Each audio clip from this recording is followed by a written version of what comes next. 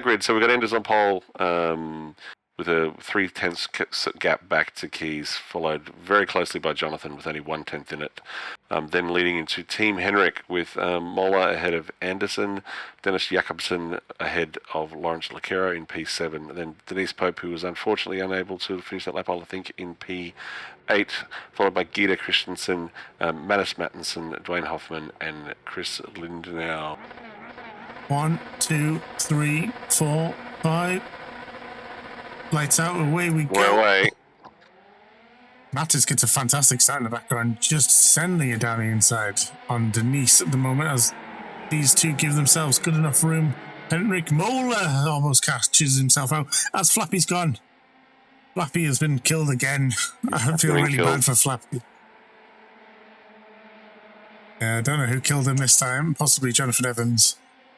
We'll go back and have a look at a replay once we get through this first lap, but Keys and Anderson already going at it at the front, with Keys looking...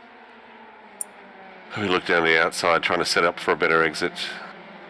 Unable to get it. These statics are terrible. As we see them come through Britain's complex, as I'm going to call it, because it's not a chicane this week. And Madison in P4 is already looking to make a move on Denise, coming out looking for P3. So, when you're doing I'm not qualifying, can I get to front challenge? We didn't expect it to be done in the first lap, as they look like they've successfully negotiated the chicane for the first time. Mattis is an absolute beast. I'm trying to see where that whole incident started. It's very, very, very difficult to find exactly while John spills through that, we'll continue to watch this battle from our blimp cam up to P6.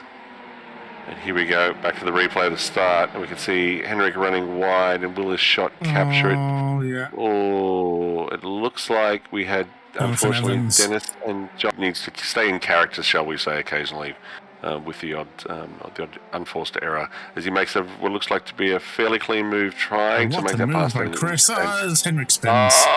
Henrik spins, hopefully keep it off the wall, which he has. As the leader could be going for a new... As they go into the chicane, very, very tight. Mattis spins. It is fun. So this will make things interesting. There's plenty of gap. Denise Pope gets the position back. iRacing League racing generally. I think you do when you get to some of the really top pro series, but like taking Kenny from a baby, really. Mattis goes past Denise back into P3.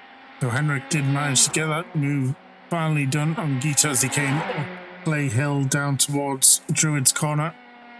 Henrik making sure it was already secured before they got there. Yeah, she drops down the order.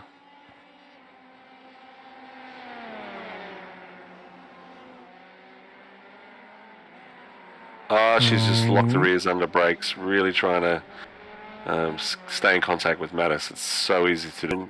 Anders too aggressive on there's the icy racing that we were talking about. Yes, exactly what we're talking about. He's just gone, using the track width to maximize your speed is absolutely critical at top levels of racing, but you go that little bit too far and just puts that wheel on the grass.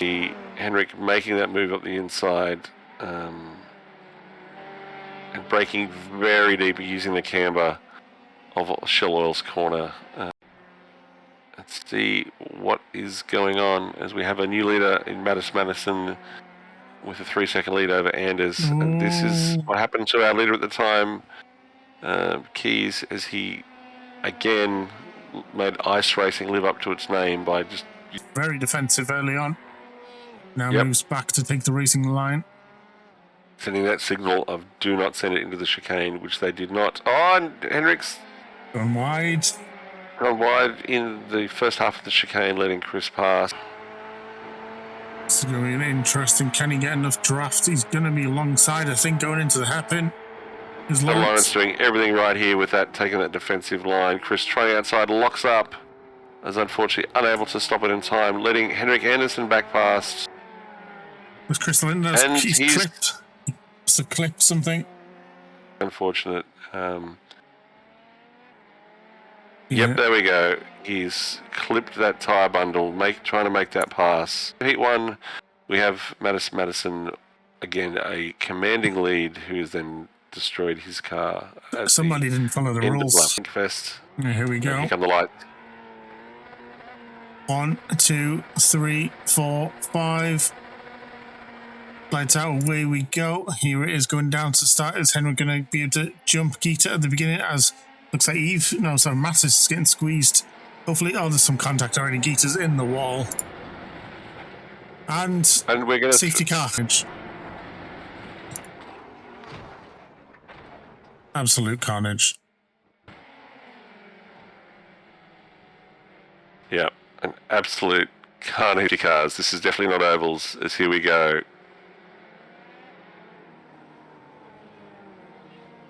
As we're now going to get to witness what it's like to have a rolling start in an F3 car. Really pulling like a crazy madman, breaking all the rules right now, giving Henrik Moller control of the race, and if he's smart, he will just get into it now, but he's not. He's trying to cause carnage, and here he goes. And we're going green. And a much cleaner start this time, at least for Henrik Moller at the start of the pack, leading from Jonathan Evans with Mattis already in P3 after that carnage at the start. Despite, as we see every week in the Skippy and TCR leagues, so he knows how to play the defensive game as well as the attacking game, so he should position this car pretty well to keep Mattis behind. Bit of a lock-up showing they're right on the limit of braking. Mattis will have a monumental run down the outside. Is there enough? Henrik is not shy about going a corner, but Mattis is just so late on the brakes. That is amazing from Mattis Morrison. Jonathan Evans going to the outside. Not a bad idea, since the second part of the chicane is a left-hander, but there's just not enough room this time round. Let's see this again from the beginning of the straight to the end. Moves to the right. Dennis really has got nothing he can do. Pulls it up. Tiniest of lockups on the inside right as you go. As we go on board with Keys. Inside his helmet. Nice depth of field helmet cam. Yes, F1 are not the only people that can do this shot. We've got it too here at Jackknife TV. Yes, it's not at night, so you don't see all that reflection on the inside of the visor, but it's no Bahrain cam. Here or there, as Keys goes around the outside to make that move. Locks up but holds it. Good move by Keys. Going on board and have a look. See what happens. Was it the Connor we were just discussing about the constant changes of elevation and camber? Yes, it was. This Keys, is he going to try and send it up the inside, or is Jonathan going to block it off? No, he hasn't. About it. And they've come together. That's really unfortunate. From that shot, if we can, because the trees just get in the way. So we're looking, goes for the move. Be finished as soon as they come across the line, being on a lap down.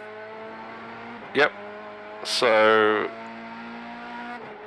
Henrik missing the apex there as Keys looks to make the move into Old Hall. Just unable and to. He makes it fit.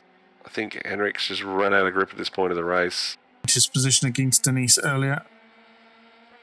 Just had a much better exit out of Druids down towards Lodge Corner. As Denise blinks with it. Let's finish the line. He is the winner, Henrik Steamroller. Probably thought it was going to be an unlikely P2 at one point, but he's managed to keep that car going. He'd be very happy with that finish, I think. And so here we go. So we have hitting 100 points, up 2 positions, P2 to bisect Matt Marston in P1 to bisect P2 with 86 points, Henrik Moller, and P3 with 71 points, Anders Johansson in P4 with 53 points, Dennis Jakobsen P5 with 40 points, Abdul in P6 with 34 points, Eric Anderson in P7 with 32 points, Keys P8 with 30 points, Lawrence Cicero P9 28 points, and Ryan Jeans P10 with 27 points.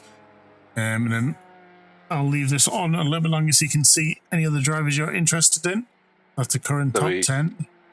Moving into Jack Wilkins, Dwayne Hoffman, Gabriel Kalkbrenner, so guests not here this evening either. Jonathan Evans, Chris Lindau, Darren Bartz, Lester and Gita and Mark Bush rounding out the top 20.